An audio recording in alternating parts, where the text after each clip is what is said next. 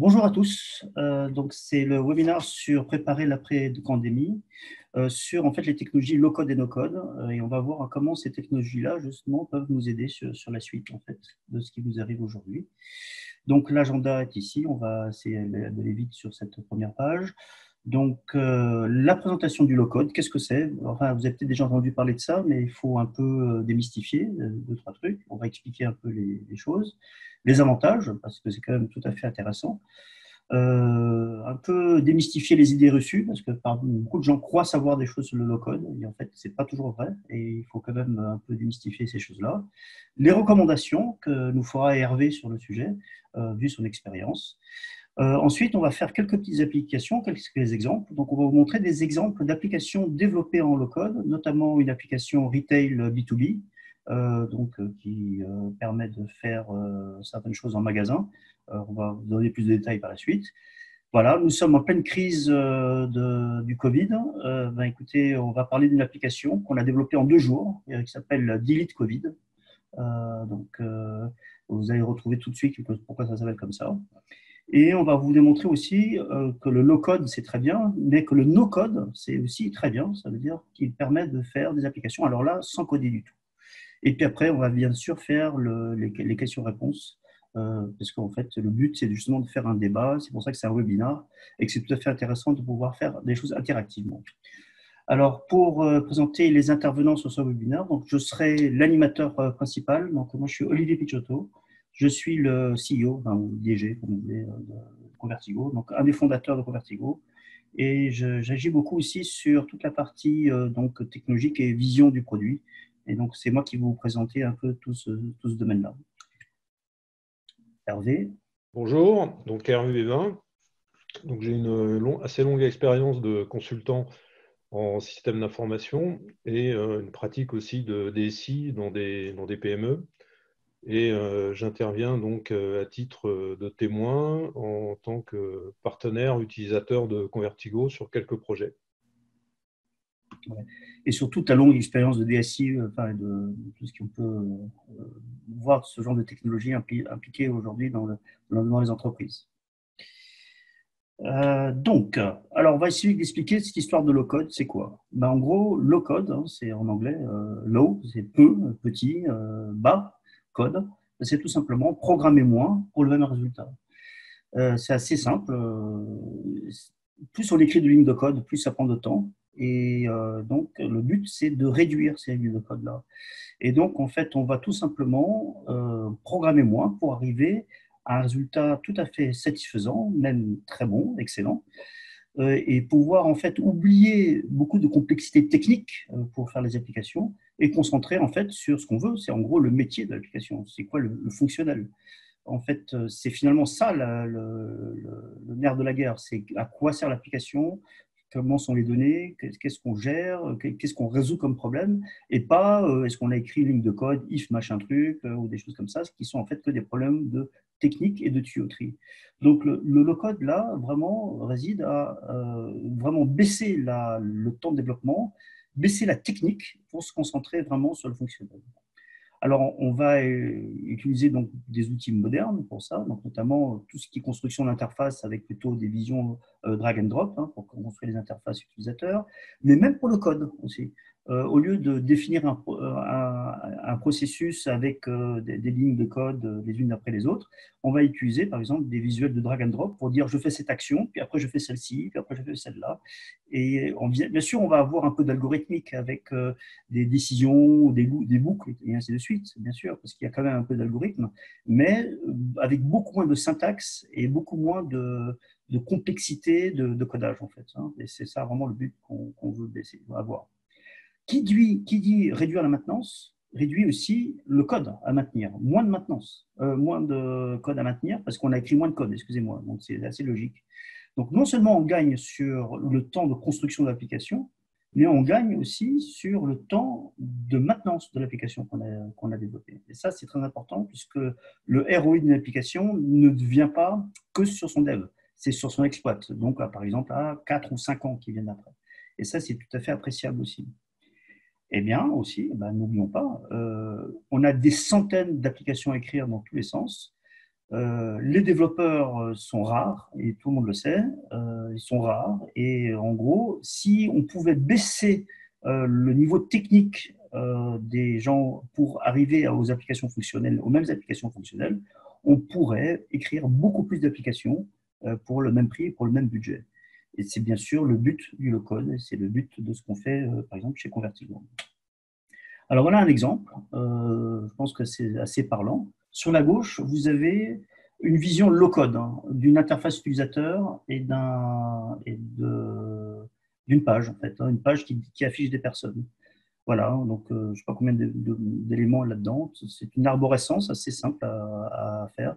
Pour info, chaque élément est un élément qu'on peut drag and dropper dans l'arborescence que vous avez à gauche.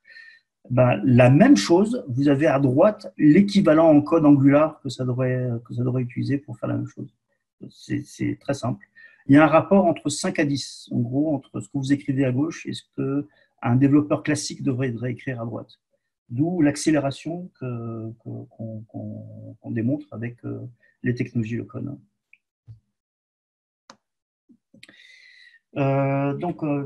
Alors, pourquoi est-ce qu'on parle de low-code? Ben, nous, on en parle, c'est un peu normal, c'est notre métier, mais il n'y a pas que nous. En fait, vous voyez ici, sur ce graphique, ben, en gros, l'intérêt du low-code depuis le temps. Donc, à partir de janvier 2016, ben, on commence à s'intéresser beaucoup à ça. Ça, c'est la courbe Google Trends. Okay, c'est une courbe qui montre combien de gens tapent sur Google, seulement Google, mais c'est déjà pas mal, le nombre de tapes de requêtes low-code. Donc, tout simplement, on voit que ça commence à devenir de plus en plus utilisé, non seulement en entreprise, mais aussi de plus en plus pour certaines applications faites perso. Nous, on s'intéresse essentiellement au monde de l'entreprise, bien sûr, mais c'est là où c'est vraiment tout à fait intéressant. Donc, on revient sur les bénéfices, l'augmentation de l'agilité, la diminution des délais de livraison. Tout le monde veut délivrer beaucoup plus vite. L'augmentation du ROI, puisque en fait, on va diminuer les coûts pour le même bénéfice. Et bien sûr, la fameuse maintenance dont on parlait tout à l'heure. Alors, nous, on dit ça, mais il y a des gens qui disent à peu près la même chose. C'est ces gens-là, on les appelle les fameux consultants, hein, donc ceux qui voient dans la boule de cristal l'avenir. Alors, parfois, ils voient très bien, parfois, ils voient moins bien, c'est vrai. Mais en général, les prédictions du Gartner sont assez fiables. Et dans pas mal de cas, je veux dire que ça se passe à peu près comme ils ont prévu. Donc, eux disent qu'en 2024, il y a 65% des applications métiers entreprises qui seront impliquées dans le monde du low-code. C'est beaucoup ça, 65%. Ça veut dire que plus d'une application sur deux sera basée sur des technologies low-code. Et ça, c'est un chemin qui est vraiment amorcé et qui se voit dès aujourd'hui, en fait. Et un autre point qui est important, c'est que dans les applications, et surtout les applications d'entreprise, l'interface utilisateur, tout ce qui est UX aujourd'hui, consomme énormément de ressources développeurs. Pour avoir des interfaces utilisateurs de qualité, il faut des développeurs UI, UX extrêmement chers et extrêmement sophistiqués.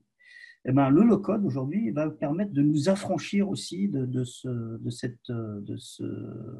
travail et que surtout les développeurs front qu'on a aujourd'hui, ils vont continuer à travailler, heureusement. On n'est pas là du tout pour dire qu'il faut qu'ils arrêtent de travailler, mais ils vont surtout pouvoir développer beaucoup plus d'applications et pour augmenter d'une manière assez spectaculaire leur production, en fait. Et c'est bien ça qu'on veut faire aujourd'hui. Alors, d'autres points aussi, c'est qu'au début, le low-code était vraiment plutôt impliqué dans les petits départements ou des groupes de travail dans les entreprises, vraiment pour faire des petites applications un peu internes, un peu de bricolage interne au sein d'un petit département, ainsi de suite. Rien de sérieux, rien de production, rien de stratégique. Eh bien, en fait, aujourd'hui, ça change. On a des applications stratégiques au niveau entreprise globale qui sont faites en technologie de code. Là, c'est normal, puisque tout simplement, les technologies ont énormément évolué depuis le début des technologies de code. Et surtout, l'usage s'est vachement répandu. Donc, on va montrer, par exemple, une application qui génère plus d'1 milliard d'euros de chiffre d'affaires dans un grand groupe aujourd'hui. Donc, c'est quand même pas négligeable, hein, et c'est vraiment important de voir que les applications stratégiques peuvent être faites aujourd'hui avec ça. Et donc, on arrive sur quelques idées reçues que pas mal de gens ont dans le low-code. Alors, on va commencer par le premier idée reçue, c'est pour certaines personnes, le low-code ne permet pas de se faire ce qu'on veut au niveau des applications. On croit que le low-code, c'est simplement pour faire des petites applications, voilà, pour jouer, voilà. Non, alors ça c'est pas vrai, ça, en fait, hein. On peut faire vraiment des applications business B2E, B2C en low-code, et même B2C, donc avec des qualités d'interface tout à fait intéressantes. Peut-être que la seule chose où on peut encore croire que le low-code n'est pas forcément adapté, c'est pour faire des jeux vidéo ou bien voilà, on va peut-être pas faire en low-code une application de visioconferencing, par exemple, qu'on la voit ici aujourd'hui. C'est pas le but. Mais tout ce qui application qui nous permet de gérer en fait des problèmes métiers, des problèmes, disons, classiques, hein, d'entreprise, ben ça se fait vraiment sans aucun problème avec des applications low-code. Une autre idée reçue, c'est qu'on ne permet pas d'avoir la fluidité et la qualité d'interface graphique avec une application low-code. Non, ça, c'est pas vrai, ça. Ça, c'était vrai il y a peut-être quelques années, avec les technos d'avant. C'est plus vrai du tout aujourd'hui, en fait. Les technos sur lesquels on est basé, on arrive à des performances tout à fait exceptionnelles, en fait. Notamment, nous, Convertigo, ça c'est spécial Convertigo. La techno Convertigo est basée sur, en gros, les frameworks hybrides, hein, Angular. Voilà, c'est un des frameworks les plus connus du marché. Aujourd'hui, 43% des applications Google Play sont en techno-hybride, hein, donc des applications que vous connaissez tous les jours, Gmail, Instagram, Twitter, tout ça c'est fait en techno-hybride. Voilà, donc, et personne ne s'est jamais plaint de la fluidité ou pas de ces applications-là. Et donc, beaucoup de gens ont un peu dénigré au départ ces plateformes low-code parce que, soi-disant, elles n'étaient pas faites dans le langage natif de l'application. Mais c'est fini aujourd'hui. C'est un faux débat qui n'a plus du tout aujourd'hui de raison d'être. Les technos hybrides arrivent à des performances utilisateurs tout à fait honorables. Alors, oui, aussi. Ah oui, mais quand je fais du low-code, moi, je ne peux pas faire des choses un peu sophistiquées, genre aller chercher des données avec le GPS ou chercher des choses avec la caméra ou scanner des codes utilisateurs. Non, ça, c'est pas tout à fait vrai. Ça, c'était encore, même, ça n'a jamais été vrai, cette partie-là. Les technos low-code, comme celle de Convertigo, peuvent accéder à plus de 4900 plugins natifs qui existent dans les bibliothèques aujourd'hui, qui nous permettent de gérer des périphériques vraiment à côté du mobile. Des douchettes, des imprimantes Bluetooth, des capteurs GPS, des capteurs de pression, des capteurs de pouls, des capteurs de pression sanguine, des capteurs de tout ce qu'on peut imaginer aujourd'hui. On peut vraiment intégrer ça avec des choses là. D'ailleurs, on parlait avec un partenaire hier sur, par exemple, des notions de capteurs ultrasons aussi, par exemple. Voilà, qu'on pourrait tout à fait intégrer grâce à des plugins Cordova qui sont compatibles avec la technologie Convertigo. Alors, une autre idée reçue, c'est que le low-code ou une plateforme telle que Convertigo enfermerait l'entreprise dans une technologie non standard. Alors, c'est vrai et pas vrai, par contre. Ça dépend de la plateforme, en fait. Il y a certaines plateformes qui sont effectivement un peu propriétaires et qui, en gros enferment effectivement le client dans quelque chose. Je pense notamment à des grandes plateformes d'éditeurs très connus, GAFA, qui sont là-dessus, et qui, en gros, enferment le compte dans ce genre de choses. Alors, ça, c'est vrai. Nous, chez Convertigo, on a pensé à quelque chose de tout à fait différent. On est résolument ouvert et notamment la plateforme Convertigo est open source déjà. C'est tout un point tout à fait important. C'est-à-dire que peut-être que vous vous liez au produit, mais pas à la société Convertigo, en fait, d'une certaine manière. Donc, puisque ce produit-là peut vivre sans nous Convertigo. Donc ça, c'est vraiment un point très important sur l'ouverture du produit. D'autre part aussi, toutes les technos qui sont utilisées dans les technologies de la plateforme low-code Convertigo sont open source aussi.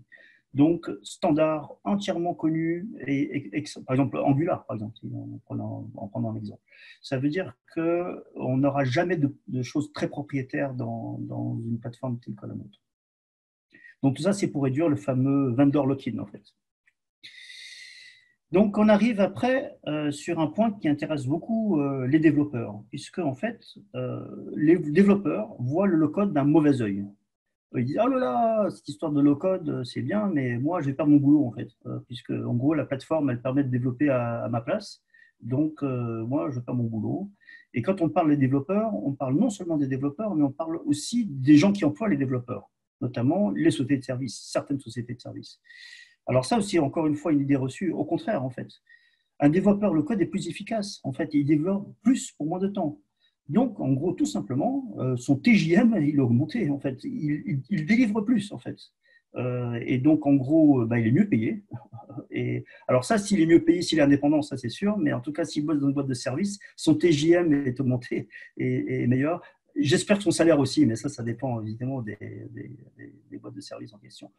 Mais en fait, plus on augmente le niveau fonctionnel, plus on monte dans les couches, plus on arrive à euh, s'occuper du fonctionnel métier. En général, plus le TJM est augmenté sur les développeurs. Donc, c'est une fausse idée. Au contraire, les développeurs doivent s'intéresser au low-code parce que ça leur permet, en gros, d'être beaucoup plus efficaces. Donc ça, c'est vraiment ce qu'on voudrait vraiment démontrer dans cette chose-là de l'application low-code. Donc on arrive aux recommandations. Alors, effectivement, donc une plateforme low-code, ça permet d'éviter certaines dépenses, on gagne en délai et surtout, on va travailler d'abord sur les interfaces et ça, c'est important et c'est de plus en plus important dans les applications d'aujourd'hui. Les utilisateurs ne peuvent plus avoir aujourd'hui les mêmes interfaces qu'il y a seulement 10 ans, remontons seulement à 10 ans. Donc, à partir de là, et surtout avec les applications qui vont tourner en mobilité, c'est vraiment fondamental de pouvoir commencer par l'interface. Et si vous travaillez avec une plateforme low-code, comme par exemple Convertigo, vous allez plus facilement garder la main sur des processus stratégiques. Si vous voulez réduire vos budgets de développement, vous pouvez par exemple vous poser la question de faire un outsourcing. Mais l'outsourcing, on sait qu'il n'est pas toujours facile à gérer. Il peut avoir un côté aléatoire. Il faut maintenir les équipes. Il faut intégrer des développements qui sont parfois conçus, développés de façon hétérogène. Hein. Il faut remettre tout ça dans l'ordre avant d'intégrer. On sait que les processus d'intégration ne sont pas toujours simples. Donc, il est beaucoup plus facile de garder la main avec des développeurs low-code dont on a vu que le niveau pouvait être même plus intéressant que que dans des démarches classiques, plutôt que d'aller faire un sourcing à l'extérieur. De toute façon, un projet low-code doit passer par une phase de cadrage. Et il faut absolument travailler sur les processus. Il faut identifier les processus prioritaires, bien intégrer les contraintes métiers, forcément, et tenir compte des contraintes techniques réelles et du contexte. Parce que votre application, votre nouvelle application, elle va sans doute se situer dans un panorama où il y a déjà d'autres applications, donc il va y avoir des flux entre les applicatifs, et tous ces flux doivent être bien analysés. Donc de toute façon, low-code ou pas low-code, vous devez faire ce cadrage, et il est vraiment fondamental, et vous ne passez pas au travers, et c'est un risque d'échec majeur que de ne pas faire sérieusement ce cadrage. Donc Hervé, on peut revenir un peu donc, à ce qu'on disait, un peu le but aussi de ce webinaire aujourd'hui. Donc dans la crise dans laquelle on est, toi tu travailles beaucoup sur le sujet, je pense, sur en fait comment est-ce que les DSI aujourd'hui se préparent pour d'abord affronter la crise et surtout pour la préparer à la sortie de crise. Et en fait, on s'aperçoit que beaucoup de projets ont été, n'est-ce pas, reportés ou peut-être même parfois abandonnés parce qu'en fait, on ne peut plus avancer aujourd'hui vu les conditions. Et donc, il faut bien rattraper le temps perdu. Donc, ça, c'est un point sur lequel je crois que tu as pas mal travaillé, je crois. Oui, alors on travaille dessus avec la communauté des DSI Infortive, qui sont tous des DSI de transition. C'est encore un petit peu tôt pour le dire, hein, parce qu'on vient de passer quelques semaines les choses se sont un peu figées et tout le monde s'est préoccupé d'assurer un minimum de continuité, notamment par le télétravail. Mais c'est vrai qu'on commence à voir les directions générales, les DAF et les DSI, de fait, qui commencent à se poser des questions sur les budgets. Qu'est-ce qu'il va falloir privilégier, OPEX, CAPEX, le build, le run. Et clairement, il va y avoir des budgets projets, des projets qui vont être abandonnés, ça c'est clair, des projets qui vont être réduits, qui vont être repriorisés, c'est-à-dire qu'on va demander un ROI immédiat, donc des contraintes de coûts qui vont être encore plus importantes que d'habitude, ça c'est clair. Et d'ailleurs, on a un webinaire Infortive tous les vendredis midi. On évoque ces sujets et ça sera à nouveau le sujet du prochain webinaire de vendredi. C'est vraiment fondamental. Donc, la baisse des budgets et donc comment est-ce qu'on va pouvoir produire autant avec moins de budget, en fait, c'est ça la question. Oui, tout à fait. Et puis peut-être aussi revoir la roadmap, revoir l'architecture applicative. Et là où on avait imaginé peut-être de refondre complètement une application, eh bien, se dire qu'on va développer une application complémentaire, par exemple une application mobile, et je pense qu'on le verra dans les exemples que tu vas montrer tout à l'heure, hein.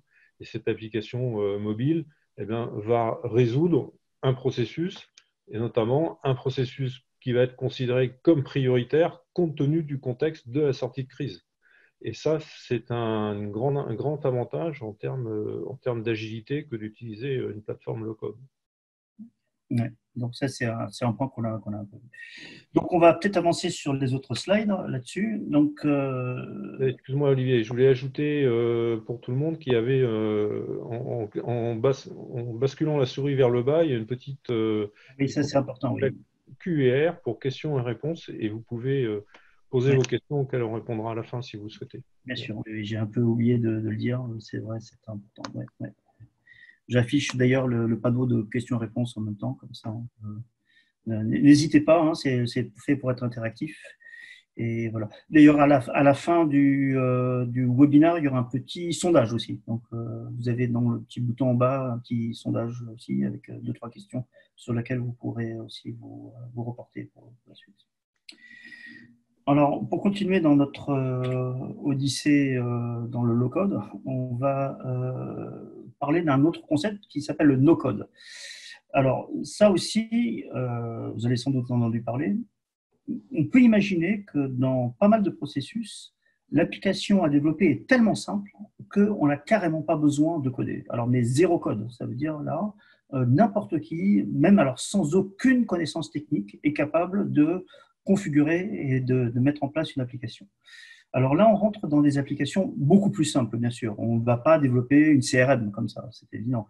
Mais par exemple, tout ce qui concerne, par exemple, des formulaires de collecte de données ou des circuits de validation, je saisis quelque chose avec prise de photo, par exemple, remplir un constat d'assurance ou remplir une visite de site ou ce genre de choses, collecte de données, soumission des données.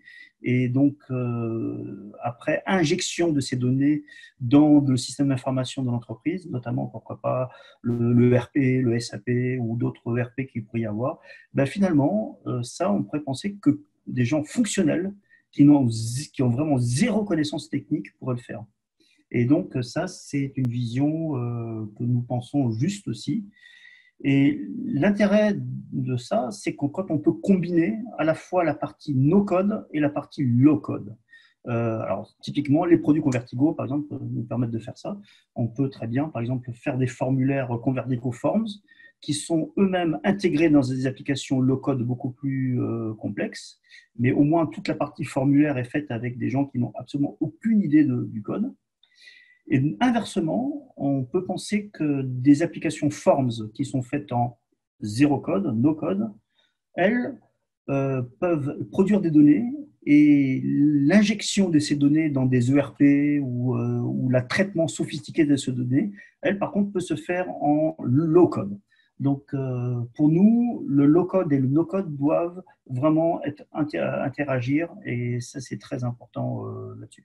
Nous avons une vision chez Convertigo assez forte de ça. Nos concurrents ne sont pas forcément… Il y a des gens, on a des concurrents plutôt dans le low-code ou des concurrents dans le no-code, mais peu de nos concurrents allient les deux technologies en même temps. Et donc, ça, c'est très appréciable pour les gens qui ont travaillé avec nous à ce jour. Donc, on arrive aux démos. Voilà, donc on va faire 2-3 démos pour montrer un peu ces applications à quoi ressemblent. Donc, nous sommes dans les temps, je pense. Voilà, donc exactement. Et on va commencer à montrer ces démos-là. Donc, je vais passer ici sur l'application et on va stop share et on va share screen et on va montrer ceci. Alors, Hervé, je voudrais simplement vérifier que tu vois bien mon écran, c'est bon? Je confirme. D'accord, ok. Alors voilà, donc ça c'était une application qu'on va déjà démontrer, c'est l'application qui gère un magasin. Alors vous avez reconnu le logo, hein, donc voilà, donc c'est une des grandes enseignes d'électroménager en France. Tous leurs magasins sont équipés de tablettes de ce genre-là, où les vendeurs peuvent vraiment assister les acheteurs dans le magasin pour faire la vente et surtout pour faire ce qu'on appelle la vente jusqu'au bout, ça veut dire le processus complet de la vente, sans avoir à aller attendre à la caisse pour passer sa carte bleue et ainsi de suite. D'accord ? Donc ça, c'est vraiment la vente dans les rayons et c'est tout à fait important. Donc voilà, nous avons ici, par exemple, l'accès à le catalogue des produits qui sont derrière. Hein. Donc, vous voyez ici cette application-là. Donc là, alors, au niveau visu, je ne sais pas si vous voyez bien, mais donc ça se passe. Là, on va prendre le sèche-linge. On ouvre. Donc là, vous allez avoir les données, la description, le stock pour savoir s'il est en stock quelque part, avoir les services associés, les images de ce sèche-linge divers et variés qui arrivent derrière. Donc, vous voyez que l'interface utilisateur qui est là est d'une qualité tout à fait normale. Hein.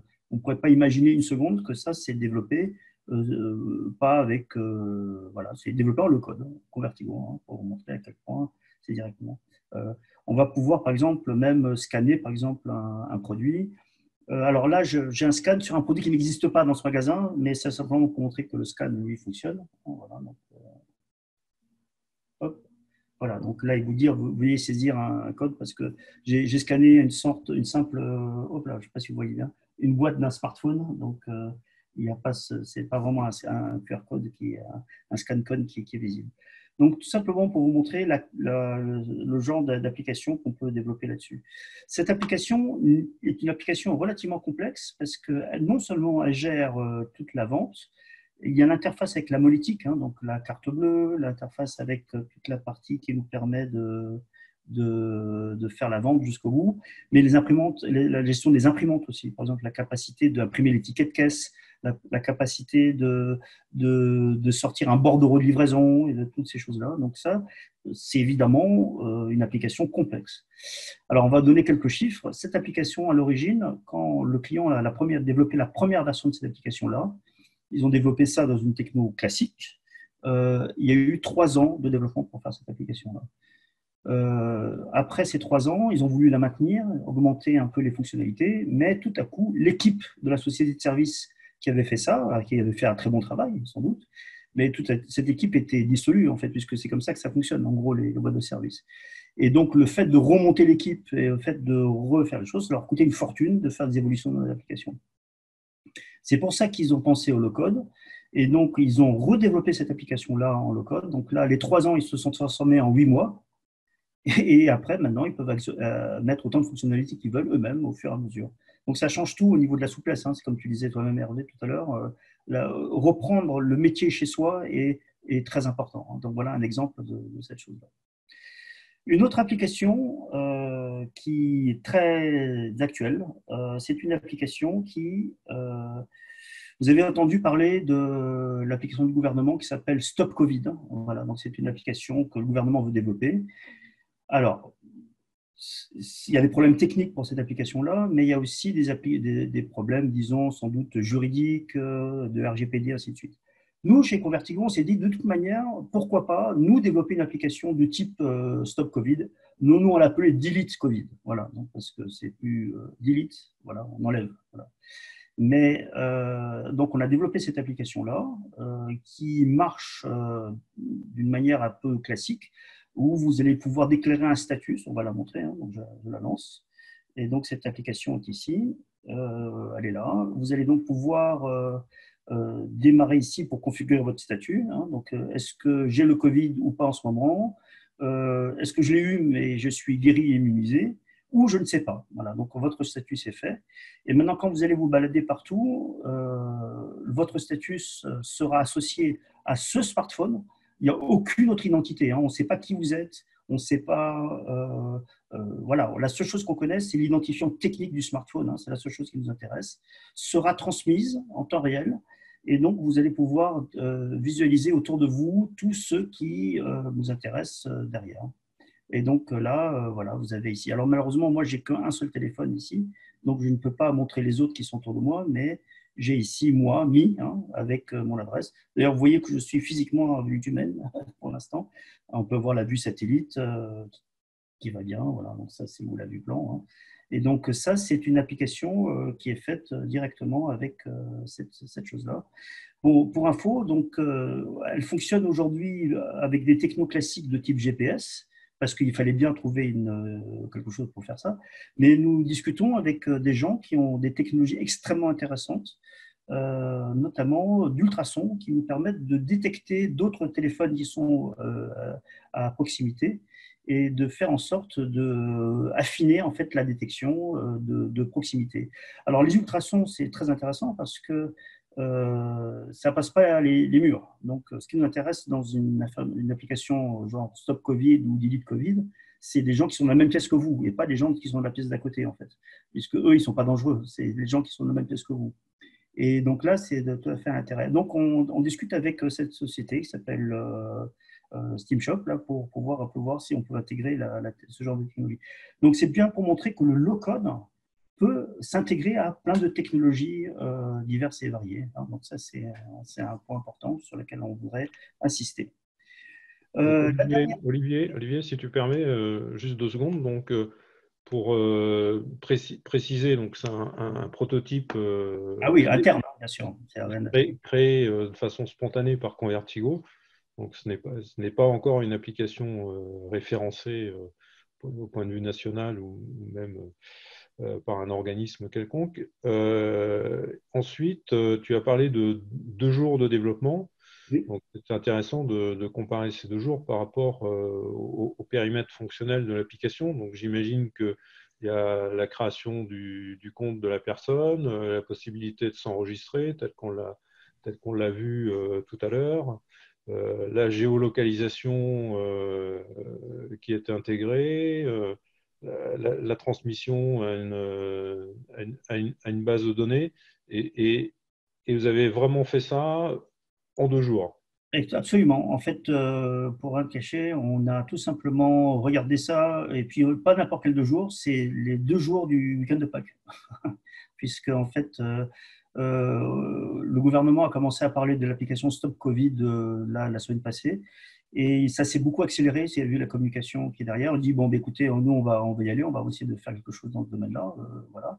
Et donc on a démarré ça tout simplement samedi après-midi. Donc voilà. Donc on a un peu travaillé chez nous parce qu'on est confiné. Hein, alors autant qu'on ne pourrait pas faire grand-chose, autant qu'on fasse ça. Et alors là où tu as raison, parce que développer une interface utilisateur en 2 jours, il n'y a rien d'extraordinaire en fait. Hein, ça, c'est pas tout à fait. Mais là, c'est vraiment la totale. Ça veut dire qu'on a toute l'infrastructure avec la collecte de données, la mise en place de données en cloud qui vont derrière, les détections, les algorithmes de proximité qui montrent les gens qui sont derrière. Tout ça, ça peut se faire en low-code directement. Et donc, c'est déployable directement sur nos plateformes cloud aujourd'hui. Voilà, ça c'est Voilà. Donc, une application comme ça, si je veux le faire classiquement et monter toute l'infrastructure, c'est certainement pas en 2 jours, je peux pas le faire, vraiment pas.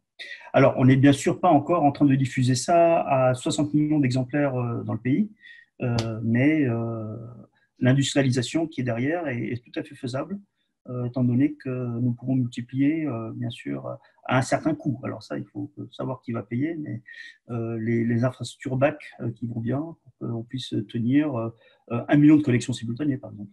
C'est tout à fait faisable. On en parlait tout à l'heure. Très bien, merci. Donc, la dernière démo concerne en fait le produit donc zéro code, hein, le produit no code de Convertigo. Donc, ça, c'est ce qu'on appelle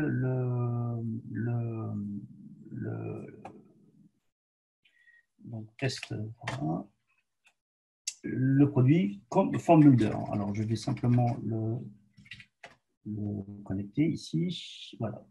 Alors, stop share. Et on va repartager une autre application qui est celle-ci.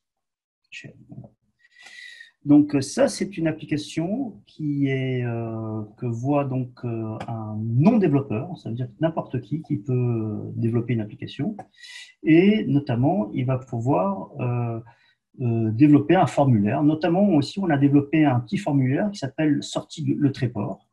Alors si je regarde ce formulaire, voilà, il est là. Et c'est un formulaire qui demande à des gens de s'inscrire sur une sortie. Alors, une sortie, c'est quoi? C'est pour un club, un aéroclub. En fait, là, il s'agit d'un aéroclub qui organise des sorties en avion. Donc, le principe est simple. On dit le 29 mars. Alors, je vous rappelle, la sortie a été annulée. Hein, on va être très clair, c'est fini. Il n'y aura pas la sortie. Mais le 29 mars, cet aéroclub était censé aller au Tréport avec plusieurs avions.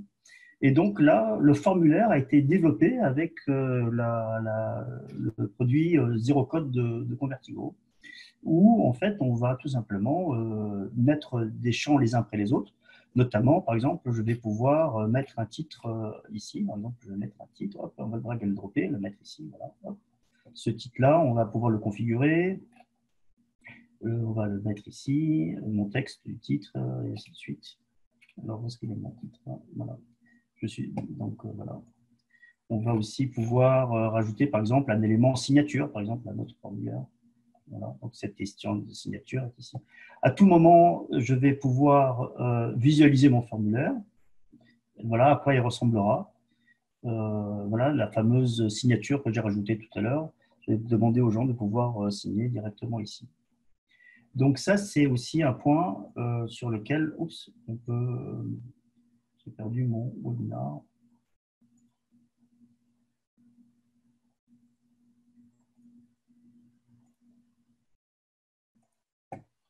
Alors, j'ai cliqué le mauvais bouton, mille excuses. Il faut que je reprenne ma fenêtre.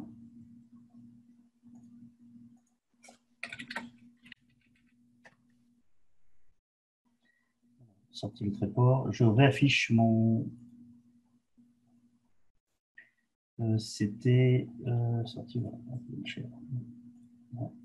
Voilà. Ou bien je vais pouvoir, par exemple, directement éditer ici le texte du formulaire avec un éditeur interne qui va bien choisir l'image, et ainsi de suite. Donc là, on rentre vraiment dans le zéro code. Ça veut dire n'importe qui peut développer une application et après la diffuser comme un formulaire qui est derrière. Je ne sais pas si vous connaissez un peu Google Forms, qui est un peu l'équivalent de ça. Imaginez un Google Forms sans les problèmes de Google Forms. Ça veut dire déjà un Google Forms que vous pouvez faire tourner, pas spécialement chez Google, mais chez vous, dans vos propres infrastructures, et surtout qui peut être intégré à vos informations internes. Ça veut dire que, par exemple, au moment où vous allez soumettre le formulaire, vous allez pouvoir dire que, une fois que le formulaire est fini, il faut que les données de ce formulaire s'intègrent, par exemple, dans l'ERP. Ça, c'est des choses qu'on peut faire avec Convertigo Forms derrière. Voilà, donc tout ça, ça nous amène aux démos d'applications low-code, notamment dans cette crise de pandémie. Et donc là maintenant, on a terminé cette partie-là et on a plutôt aux questions-réponses. Donc on attend vos remarques. Alors, je transmets une question, Olivier. Tu as parlé tout à l'heure d'un gain sur le temps du UI UX. Alors, autant sur le codage des règles de gestion, on comprend bien qu'on gagne du temps, mais comment se fait-il que l'on gagne du temps sur les interfaces? Alors, on gagne du temps sur les interfaces parce que la plupart des composants d'interface sont tout simplement des blocs de construction, disons, précodés, en fait, qui sont derrière et que nous allons pouvoir, en gros, assembler les uns avec les autres. Démonstration, on va donc regarder à quoi pourrait ressembler cette chose-là. Alors, pendant que je démarre la chose, on peut parler, répondre à d'autres questions, mais l'idée est simple, c'est que voilà, donc vous allez voir par exemple une des pages là-dessus. Je démarre il y en a pour 3 minutes, donc on va répondre à trois autres questions pendant ce temps-là. D'accord. Donc, ce sont des blocs de construction qui sont déjà faits et il n'y a plus que les assembler et les mettre en place qui est derrière. Après, on va pouvoir changer un peu le style. Très bien. Donc, je vais envoyer la question suivante en attendant. Tu évoquais aussi la possibilité de reprendre la main sur son application. C'est-à-dire que le client qui, par exemple, a fait développer son application par une équipe dédiée, ensuite puisse reprendre la main ou peut-être même initialement la développer lui-même. Alors, par rapport à ça, quel type de profil faut-il et quel niveau de formation a, par exemple, la plateforme Convertigo est-il nécessaire d'avoir? Alors, ça, c'est justement une excellente. Les profils qui vont bien sont des profils. Alors, déjà, pour le zéro code, on a bien vu n'importe quel profil, à part qui c'est quelqu'un qui sait dessiner un formulaire suffit, donc ça, c'est facile. Pour la partie low code, par contre, c'est quand même un profil technique. Ça veut dire qu'il faut quand même un peu de technicité derrière. Mais on va dire qu'un bon développeur fonctionnel qui a un niveau, disons, front-end classique, web, et qui connaît un petit peu de notion de JavaScript et un peu de connexion de notions de présentation HTML, suffit largement à développer des applications mobiles et web complexes. Et surtout, ce profil-là va non seulement pouvoir s'intéresser à la partie UX, mais toute la partie back-end aussi. Ça veut dire en gros, cette personne qui est plutôt front devient un développeur full stack. Et ça, c'est tout à fait important, que toute la partie vraiment back-end, base de données, toutes ces choses-là, et sera automatiquement gérée par la plateforme. Donc, on va gagner beaucoup de temps de cette partie-là. Ça nous amène donc à la démo que je voulais montrer, donc Stop Share. On va montrer donc un écran d'un studio Convertigo qui va vous montrer, par exemple, vous avez peut-être remarqué le fameux écran que vous avez vu tout à l'heure de l'application, mais le voici, le même. Donc, à tout moment, vous pouvez, par exemple, trouver des zones qui sont ici, vous voyez, et on va pouvoir, par exemple, modifier cette chose-là. Par exemple, là, j'ai mis un bouton avec ici voilà, donc un truc avec un, un peu de texte ici, vous voyez, donc ça, c'est le bouton qui est là. Vous voyez, par exemple, définissez votre statut. Voilà, il est ici. Vous pouvez modifier cette chose-là. Par exemple, on va modifier, par exemple, ici le texte du dessiner votre statut. Voilà, je vais mettre 2-3 points d'exclamation, tap, tap, tap, et qui. Et donc là, vous allez voir en temps réel l'application qui change, qui va derrière, qui vous montre les différences qui vont bien. Je vais pouvoir, par exemple, ce bouton qui est ici, vous voyez, il est bêtement représenté ici, changer l'icône. On va mettre une icône qui s'appelle, par exemple, une icône, je sais pas moi, code download. Voilà. Bon, c'est pas celle-là vraiment qui nous intéresse pour la suite, mais Très voilà. bien. Olivier, on a quelques questions là. Oui, Peut-on publier une application mobile sur les App Store, sur l'App Store et sur Google Play? bien sûr, absolument. Une application mobile faite en low code est une application mobile comme toutes les autres, et donc elle finit directement par un format IPA ou APK, hein, qui sont IPA c'est pour iOS et APK pour Android, et vous pouvez les déployer sur les stores, absolument. Pas mal d'applications de nos clients sont sur les stores de cette manière-là. Donc, il n'y a aucune restriction de pouvoir le faire de cette manière-là. Voilà, vous avez mon icône download là. Question suivante. Est-il possible de mixer du low-code avec une partie de code classique, soit pour une fonction spécifique ou plus complexe, hein? Et si oui, dans quel langage? Alors, bien sûr, donc ça, c'est très important et c'est l'une des forces de la partie Convertigo, en fait, du low-code Convertigo, c'est que c'est ce qui permet justement de résoudre ces fameuses questions. Le low-code ne nous permet pas de faire ce qu'on veut. Oui, avec Convertigo, on peut faire ce qu'on veut parce qu'à tout moment, si jamais on ne peut pas faire quelque chose en low-code, on peut toujours débrancher sur une partie de code classique. Notamment, je peux vous montrer ici que la gestion du GPS, par exemple, de l'application Convertigo, tout ça, c'est du low-code. Hein, vous avez bien vu, vous retrouvez toutes les choses là-dessus. Mais à un moment, vous avez une fonction de GPS. Voilà. Alors, celle-là, c'est un peu compliqué. Ça demande un peu de technicité. C'est un petit peu complexe. Donc là, un des éléments du low-code, et effectivement, là, on a mis en place un peu de partie de code. Voilà. Ça, il y a quelqu'un qui a dû écrire cette partie-là. Voilà. Mais c'est 1% de l'application. Et donc, les 99 autres pourcents sont faits en low-code.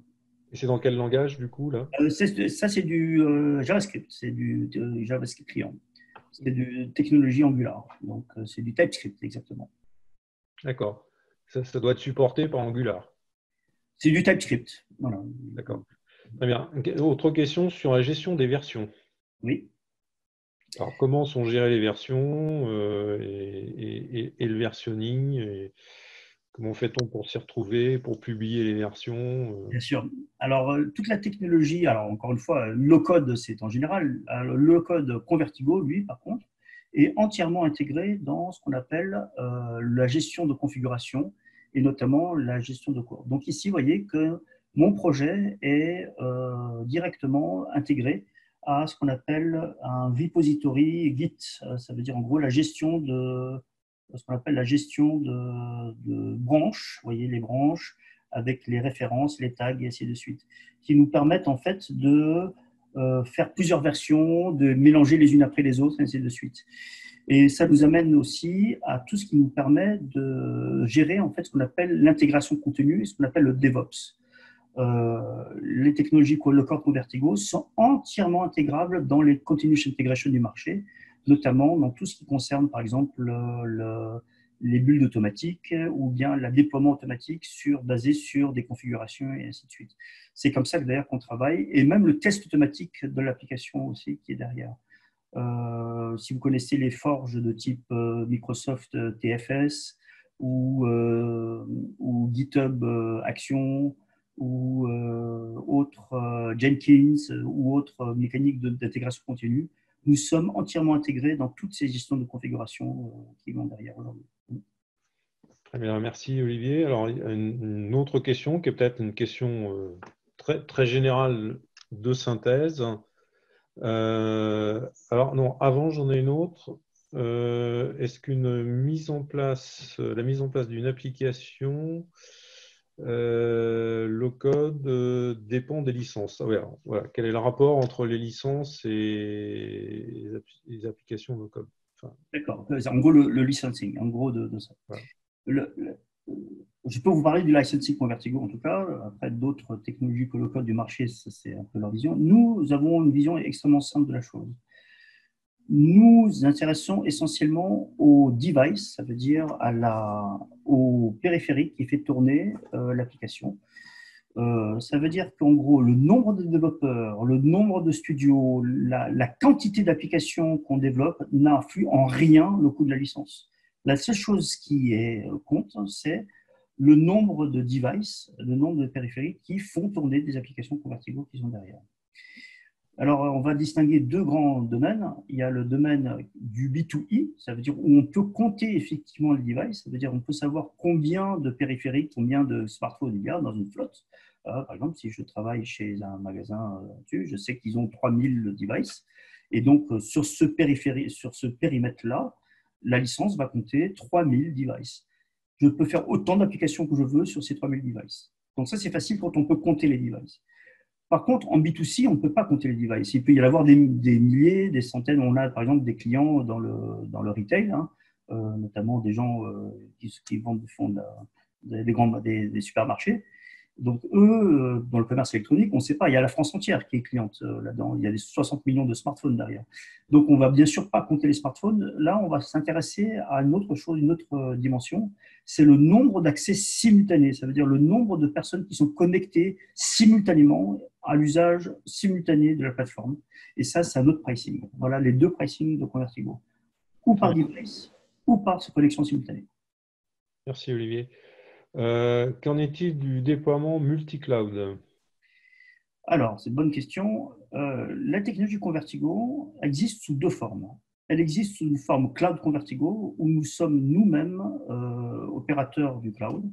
Entre parenthèses, la plateforme qui est derrière, c'est de l'Azure et c'est du Kubernetes sur Azure, AKS, ce qu'on appelle Azure Kubernetes Service. Et donc ça, c'est nous sommes nous-mêmes opérateurs et vous utilisez l'usage et la licence Convertigo comprend cet usage. Par contre, rien ne vous empêche d'utiliser la vision plutôt on-prem ou multi-cloud de Convertigo, où c'est vous-même qui opérez les stacks Convertigo dans le cloud de votre choix. Et ça, il faut bien comprendre que c'est une grande force de Convertigo, étant donné notre indépendance totale des clouds qui sont derrière, notamment grâce à la technologie Kubernetes, où vous pouvez exploiter vous-même vos serveurs Convertigo dans vos propres environnements on-premise ou sur vos propres clouds. Pour info, je pense aujourd'hui, on devrait être à 80% de nos clients sont multi-cloud aujourd'hui chez Convertigo. Alors, on a une question ici qui concerne les API, hein, et bon, des API de type web service, web services par exemple. Comment les intégrer, par exemple, une application développée en low-code avec une partie back? Encore une fois, merci beaucoup pour cette question tout à fait importante. C'est une des forces fondamentales de Convertigo, c'est la capacité que nous avons à nous intégrer aux API back grâce à notre vision de connecteurs. Vous voyez peut-être dans le studio qui est ici la liste des connecteurs. Donc, notamment, à un certain moment, on va pouvoir intégrer un connecteur du marché, notamment tous les connecteurs REST et SOAP que vous voyez ici, mais aussi, pourquoi pas, intégrer à des backends SAP ou carrément intégrer à des backends de base de données SQL ou carrément intégrer à des backends un peu compliqués du genre des grands mainframes IBM et des choses comme ça que nous avons aujourd'hui, que nous savons intégrer directement dans l'application. Ça, c'est vraiment important. Et ça se fait vraiment en quelques secondes, étant donné que votre studio, vous n'avez qu'à importer une référence d'un web service et automatiquement, toute l'API va être intégrée en low-code dans le studio Convertigo. Zéro ligne de code à développer pour faire ça. Ouais, ça Très bien, merci. Est-il possible d'essayer Convertigo gratuitement avec une ou deux personnes pendant une certaine période? bien sûr. Pour ça, inscrivez-vous sur signup.convertigo.com ou directement sur le site Convertigo. Vous avez un petit bouton en haut à droite qui est trial. Vous avez donc un compte sur le cloud Convertigo gratuit et qui vous permet de télécharger les studios et de démarrer. Vous allez avoir 7 jours gratuits sans aucun problème. Ensuite, au bout de 7 jours, vous pouvez commencer à acheter des licences qui sont faibles, puisque la première licence, c'est 15 euros par mois. Ouais, donc, ça, c'est pas très heureux. Maintenant, si vous avez un projet très concret et si vous avez quelque chose de vraiment, enfin voilà, un projet, vous voulez continuer une évaluation beaucoup plus longue, nous sommes bien sûr à votre disposition. Contactez-nous et donc nous vous ouvrons donc des environnements cloud sur une expérimentation de plus longue durée. Voilà, donc il suffit de nous expliquer un peu le projet et puis on va. Ça, c'est une gestion qu'on fait au cas par cas. On a des grands comptes qui sont en expé depuis quelques mois, hein, donc ça c'est normal. Mais on sait qu'il y a un énorme potentiel derrière aussi, donc ça fait partie du jeu. On joue comme ça. Merci Olivier. Alors, la dernière question, parce qu'il va falloir qu'on tienne nos délais, et qui est une question de synthèse.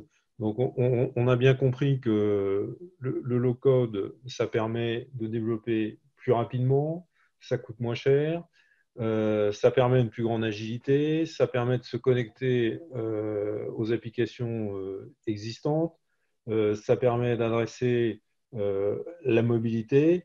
Alors, c'est merveilleux. Alors, pourquoi tout le monde ne développe-t-il pas en low-code aujourd'hui? Ah, c'est une bonne question.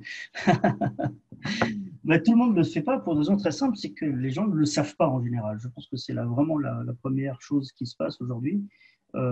C'est tout simplement un problème d'information, en fait. Peu de gens, finalement, savent que ça existe. Et ça, c'est bien dommage, en fait. D'où le but de ces webinars et de ce qu'on fait là aujourd'hui. Ça commence à se savoir de plus en plus. On s'aperçoit aussi, nous, comme acteurs européens, et on travaille sur le marché mondial aussi aux États-Unis, certains pays sont plus en avance que d'autres là-dessus. Comme d'habitude, alors je ne dis pas que c'est eux qui ont raison, mais les Américains sont plus pragmatiques en général. Et eux, dès qu'il y a un truc qui leur permet de faire gagner du temps et moins cher, ils prennent. Voilà, ça les intéresse. Ils ne posent pas de questions. Voilà. En Europe, on est un peu plus, comment dire, ah oui, mais est-ce que ça marche pas, ceci, cela, qui a fait, qui a pas fait, voilà. Donc on se pose plus de questions, on est un peu plus là. Mais ça commence à prendre. Euh, il y a quelques années, recevoir un appel d'offres qui disait je cherche une plateforme low-code, ça n'existait pas. Un RFP, aujourd'hui, ça se fait. Il y a des comptes qui ont décidé aujourd'hui d'investir dans une plateforme low-code parce qu'ils savent que c'est l'avenir et ils savent qu'ils sont obligés de rationaliser leur développement. C'est un peu comme s'il y a quelques années, on se posait la question, est-ce qu'il faut que je développe un portail ou est-ce que j'utilise un portail du marché? Voilà, c'est à peu près le même principe. Très bien, merci Olivier. Ben, écoute, on a fait le tour des questions. Merci pour toutes ces explications. Et je crois qu'on est bon, un petit peu dans les temps, un petit peu dépassé, puisqu'on annonce entre 45 et On a 60 un petit peu minutes. dépassé. Ouais. Ça fait 60 minutes, mais il y a eu beaucoup de questions. C'était très, très riche. Merci beaucoup. Merci beaucoup pour vos interventions et la vidéo sera disponible en replay vidéo. Donc, aux participants, on va renvoyer cette vidéo. Voilà. À bientôt. Voilà, et nous avons un merci dans le chat. Merci à tous. Au Au revoir. revoir.